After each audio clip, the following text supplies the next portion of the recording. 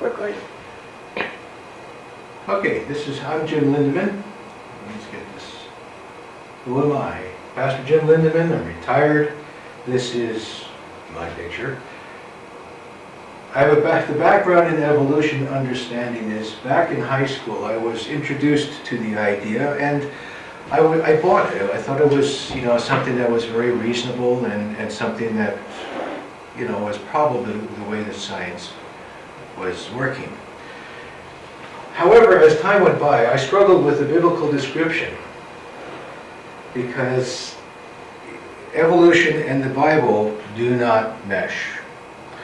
And so my dad followed what he called the gap theory, was that between Genesis chapter 1 verses 1 and 2 there was a gap of time in which you have Satan showing up and you have some descriptions in the Bible of a destruction that seems to be about the same time as Satan's fall. However, I still struggle with that. I still have some questions about that. Anyway, as you go on into the evolution concepts, I find myself contending with evolution mythology more and more. One of the questions was, why beauty? Why is there beauty if everything is simply merely happenstance? Why do you have the colors of a butterfly? The colors, the iridescent colors of a bird. You can say, well, it now is attractive to a mate, but how would you explain that in the original, first time when the bird shows up and things like that? And more and more I struggled with that. More and more I would ask the question, what in evolution would cause this to happen? And my wife got very tired of that question because I would be constantly, we'd go to a zoo or something else like that, and I'd say, well, what in evolution caused that? And basically I got, oh, Jim, kind of a response. So I got to a point, though, where I rejected evolution premises and conclusions as I got deeper and deeper into what evolutionists were saying, especially hardcore evolutionists. I found that it was a philosophy of despair. And we'll talk a little bit more about that as we get on into the second lesson. It was destructive to spirituality, personal life, and Western culture, because you have a sense of fatalism that is very, very, very powerful in its ideas. And now you have basically, there's the call to stand for an unpopular truth. That it is not popular to challenge evolution, it's not popular to emphasize creation. Part of it is because there's a spiritual element which our human natures do not like to have to deal with.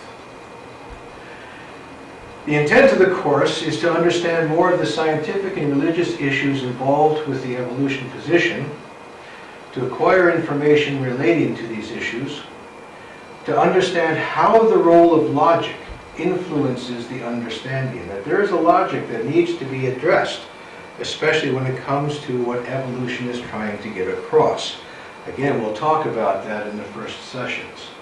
To become familiar with internet available reputable sources, so that you have an idea of where to turn and who to look for, who to look to, in order to get substantial, or at least scientifically substantial information. And then to develop an attitude of and methodology for sharing what has been gained throughout the survey and throughout future investigation.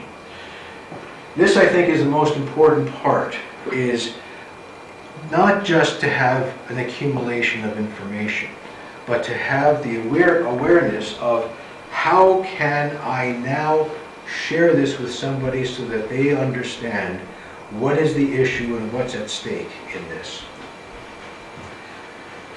The format of the course, normally due the following Sunday. In other words, that this gives you a weekend before it's due in case there are conflicts with other classes.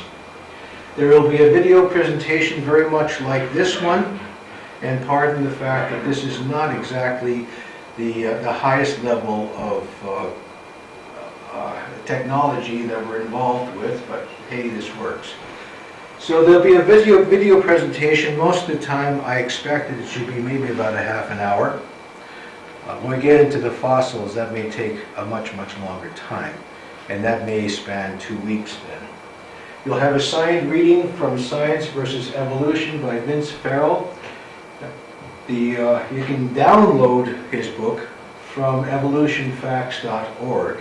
However, my intention is that you will have, with the assignment, with the video, also you'll have the reading assignment from Vince Farrell included. And so you basically download the whole thing as a zip drive, as a zip file. You will be required to read at least 2 short online articles dealing with the week's topic from reputable biblical evolution research sites. 2 that I have found very useful have been ICR and Creation CMI, Institute for Creation Research, and Creation Ministries International. They have what I consider some very good scientific articles, and they bring out some very important points in regard to stuff that is just thrown at us in the media as if to say, well, this is the way it is. What I would expect then from the online articles is not a great deal, but basically a comment on each one describing its content, what's it about, and then also how it has value to the discussion of the week. So I would be expecting two of these comments from the 2 online articles. If you want to read more, obviously I'm not going to stop you, and you can write comments on them as well. The big thing is choose a useful focus from the week's presentation and readings, and in point outline form indicate how you would build the case in sharing this information with someone else. I'm not looking for a finished, polished type of presentation, but I would be talking about this. I will set the stage with this. I will get across, first of all, the question that has to be addressed, and then how I would answer that question. Adding specific detail merits a B grade. In other words, you get a C automatically if you do this. You get a B grade if you start putting in some specific detail. If you add your creative way to explain the position, such as in a PowerPoint, pamphlet, or tract, this would bring it to an A.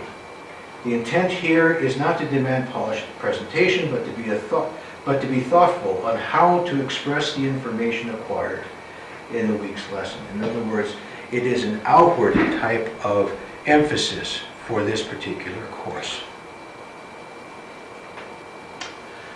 Education is not the learning of facts, but the training of the mind to think. And that's basically what I would be looking for as the emphasis for this particular course. Not just to have a bunch of facts. They are necessary because they are the fund by which you can then judge other things. However, we want you to be able to think about it. And that's the problem so often with evolution, is that we assume, we take the conclusions of evolution and we just kind of assume that they're real or that they're true. And we'll talk a little bit further as we go along about this kind of phenomenon. Information. Going into science and evolution, you have the comment about the treasure house of information, 6 pages long. Research guide at the back of the book is 10 pages long. And again, like I said, they will come as part of your package. So this kind of gives you an outline as to what's going to happen in this course. And hopefully this works out well so that there's things that I can present to you in regard to presentation, but at the same time to look for you to accomplish some thinking on your own as well. Good luck, and we'll see you in the next video.